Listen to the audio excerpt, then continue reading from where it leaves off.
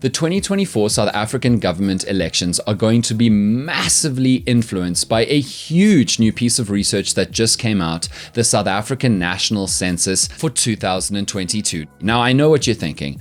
Dan, not numbers. Numbers aren't sexy. I want sexy. And while I know that your high school maths teacher tried to convince you that numbers could be sexy for like 5 long years, these numbers are actually sexy. Unlike the other ones. Why? Because a census is research into what is going on in a country, what a country actually is. So it's incredibly, incredibly important.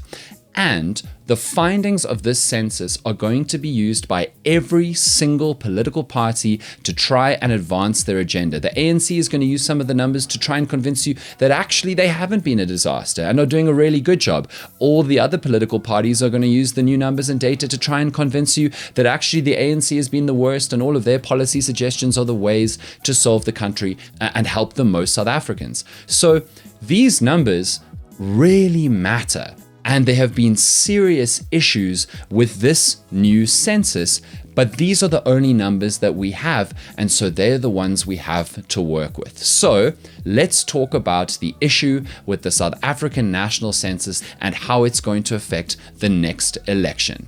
Ever so quickly before we get into the hopefully sexy numbers, I would love it if you just subscribed to our channel and gave us maybe a comment and a like, because that makes a huge difference in keeping these lights on, load shedding or not, and helping us continue this project of trying to get the right information and analysis out to the people of South Africa.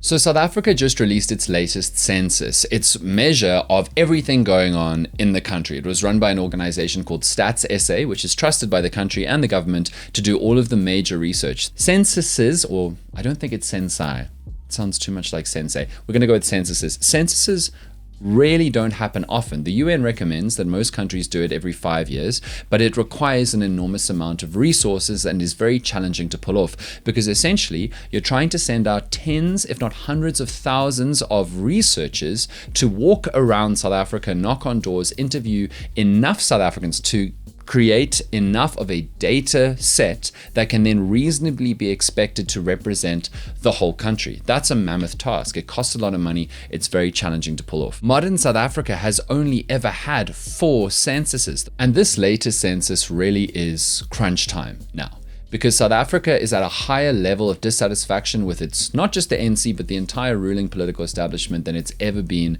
in all of its modern history. And so this data will be used by politicians, political parties, business people to create narratives around the ANC, the opposition, how South Africa is really doing, what has really been achieved. And this census, when compared with the 2011-2012 one, can show us for the wasted years, as Ramaphosa called them, Zuma's, the main chunk of his administration, the state capture years, the Eskom disaster, Ramaphosa's administration more recently. This is it. And this is what most South Africans, when they think about who to vote for next year, will be thinking about. How has South Africa deteriorated or got better for them and the whole country in the last 10 years or so? But here's the bad news. This census has serious problems. The big headline amongst statisticians and economists is that there was an undercount of 31%. Now, what you need to know about that, if you're not a statistician, and I'm not either, is that you need to get a certain number of South Africans evaluated in all race, class, language, different demographic groups, men, women, and the rest, in order to have a reliable enough data set, a big enough one, that then you can then, using mathematical equations and trends, you can extrapolate it to safely, confidently say that there's a very small margin for error and that this data almost certainly fairly represents the whole South African population. And an undercount means that they were 31% below how many people they needed to ask, how much data they needed to get back. The average for an African country on a census is like 5% undercount. The worst a census has ever been in South Africa before this one was only 17% undercount. 31% really throws a lot of this information into question. Now, Stats SA has come out with a bunch of reasons, a bunch of, let's be fair, excuses why they had such a bad undercount.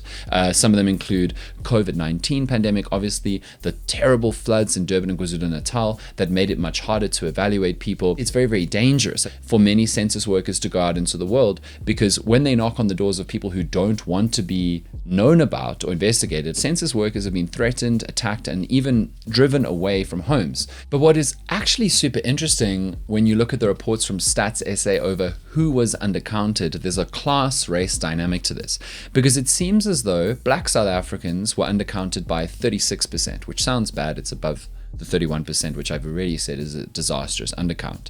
And Black South Africans on average are poorer than other race groups in South Africa. But generally wealthier white South Africans were undercounted at 61%.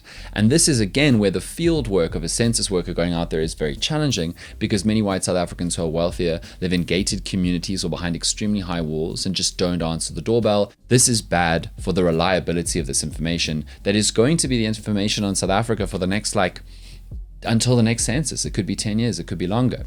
But Stats SA has insisted that they have run statistical and mathematical models to ensure decent reliability in the numbers that they've come out with, that the stats that they've been able to come up with and what they've found out are reliable, even in the context of a 31% undercount.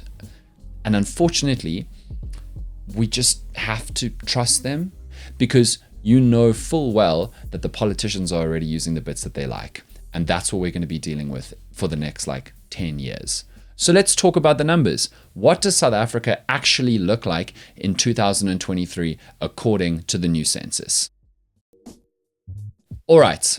South Africa in 2023, meaningfully, this next national election is on the modern ANC. And so I'm going to focus all of our comparisons on the last decade or so, comparing the 2011-2012 census to this latest information to see how South Africa has changed in the last decade. Let's start with the basics. 88% of South Africans in 2022-2023 now live in what is called a formal dwelling. That means not a shack, not something particularly vulnerable or temporary or in danger of falling over. It means a formal dwelling. That's up from 77% of South Africans in 2011. 59% of South Africans now live in homes with piped water. That's versus 46% in 2011. Now, of course, you can already imagine how the political spin is going to be moving on, just as an example, piped water. The ANC will be saying, we've increased piped water in homes by more than 10% of all homes in South Africa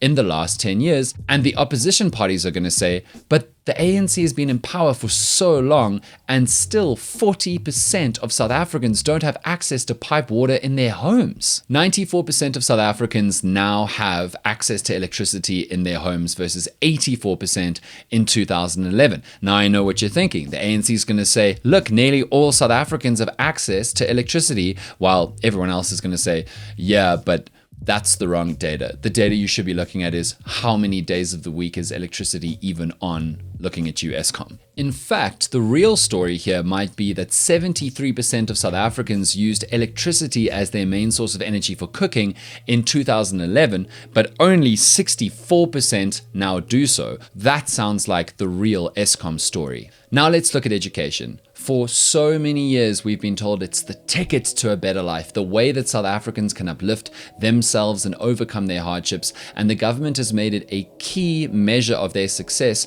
how well people are getting educated, how many people are getting educated, how much information they're getting, how much knowledge they're gaining, and how many skills they can then get from their education, which allows them to work. This latest census shows that half of South Africans now have at least completed secondary schooling. They've got to and through matric. That's up from just 40% of South Africans in 2011. So where did that massive change in education rates, the number of South Africans at least completing high school, come from in the last decade or so? Well, it turns out nearly all of that extra 10% completed matric, but unfortunately were not able to get further study, tertiary education, university, or colleges after school. Because unfortunately, in 2011, around 12% of South Africans had got a tertiary education degree or qualification of some kind. And that's still true today in the 2022-2023 census. So the big difference in education rates in the last decade or so has been that the number of South Africans who've got matric but no further has gone from 28% in 2011 to 37% in 2023. What does this mean for the government? It means more people are completing matric, and that might have something to do with the fact that the pass rate has been lowered quite significantly because we know the struggles with our education system in this country.